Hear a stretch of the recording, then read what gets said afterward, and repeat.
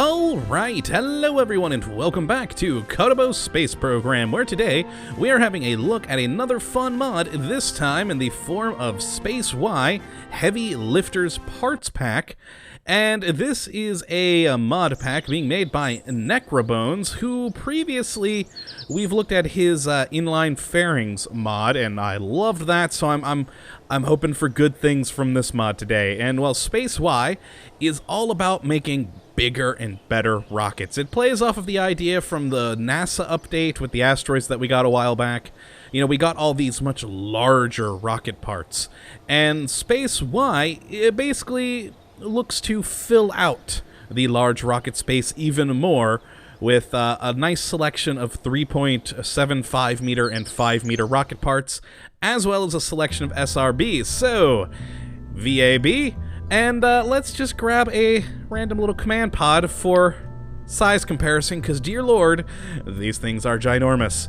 Let's put it up here, because yeah, we're gonna need all this space, and zoom out a bit. Trust me, we're gonna need it. And head on over to propulsion, which is where most of the things for this mod live inside. Now, like I said, for the NASA update we got a while back, we got these lovely large fuel tanks, etc., which are quite big. Look at those babies, they are beautiful. And they're pretty good, but that is really all we have in that size, is this small selection right in here. Now, so in comes SpaceY and adds in the SpaceY F5, or yes, F5 engine cluster. I can read today, there we are. Look at the size of that baby. Oh, yeah. Compared to the, let's pop that down, pop that there, and boom, there we go. Look at the size of that engine. So you should probably already know by now this is going to be for making very, very large rockets. And, we then have the F9 engine cluster, which then goes from this 5 engine cluster to a 9 engine cluster. And we also have this other R5 heavy lifter engine cluster here, which is just bigger and bigger. Let's see, let's pop this one in here. And you there, look at the size of this thing. It is just glorious.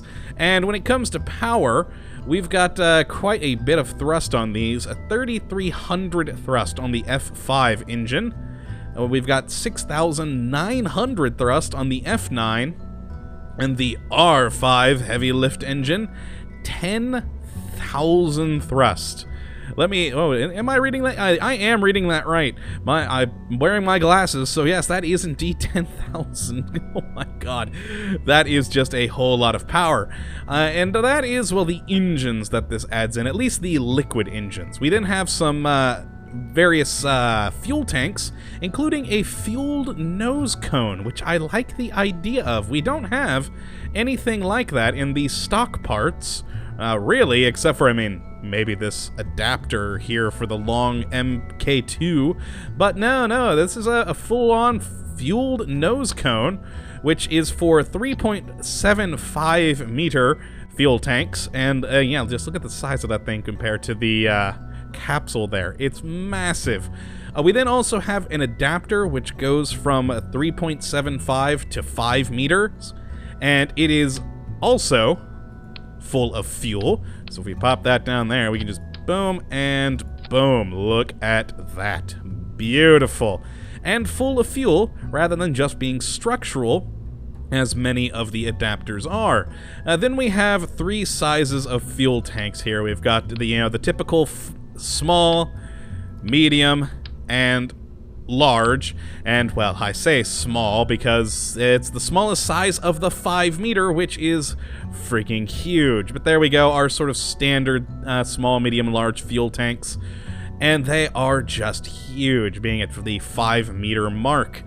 We then also have a selection of SRBs that are added in, which let's chuck these in there and add on that nice large fuel tank. So I think that'll be good for size comparison. And we have the S1, oh dear god, that's a lot of other numbers. It's a 1.875 meter by 15.5 meter SRB with 2,500 thrust on that baby. And look at that, it is just gorgeous. Ah, I love it. Then we have a shorter 1.875 by 9.5 meter SRB with 2,000 thrust. There we are, nice little short and stubby. Well, for this mod at least. Then we have, I'm actually going to take a look at this other sort of small one. Oh, actually, yes, that is the small one there. The 2.5 meter by 11 meter SRB with 2,800 thrust. There we go. I call it short, but it's really not. And then finally we have the 2.5 by 17 meter SRB with 3,800 thrust on this thing. Look at the size of that. That is gorgeous. Now, with the NASA update, we had this S1 SRB added in with 650 thrust. This one right here, 3,800. 3,800 compared to 650. And there is a size comparison between the two of those. Comparable-ish in length, but my word, look at the girth on these. It's just insane. And then compared to the old SRBs we have here, I mean, this just there and there.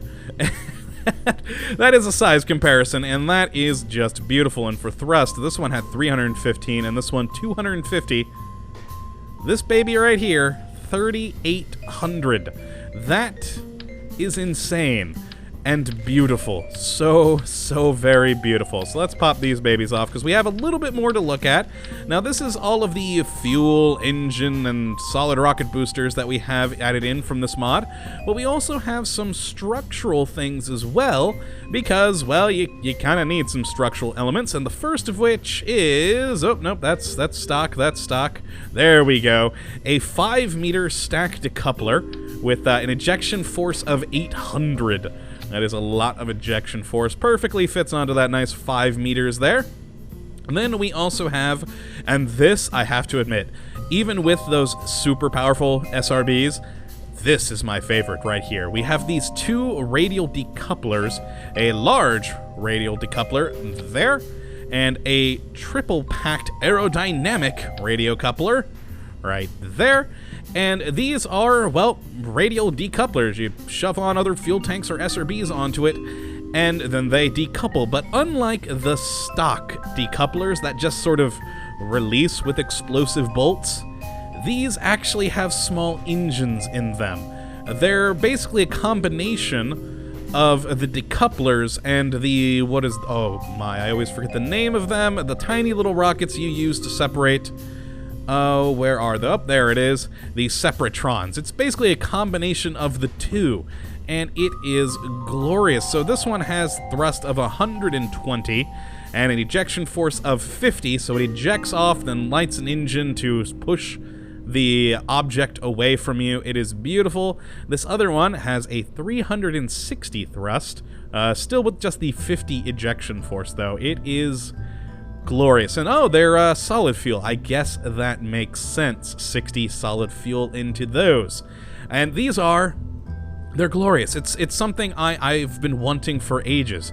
I'm always pained by whenever I use a radial decoupler and then my section just crashes into the bottom of my rocket, because I have bad luck with using the separatrons. I'm horrible at their placing, and I'll put them in the wrong spot and it'll make the thing spin and crash into my rocket. These combined all into one, so you just put it right along the side. You don't have to worry about separatron placement. Well, you still do have to worry about placement, because of course that is going to eject that way with an engine, so you still want to make sure you don't rotate into your main sail section. But still, I love the idea of having a combination of decoupler and sepratron. It's beautiful.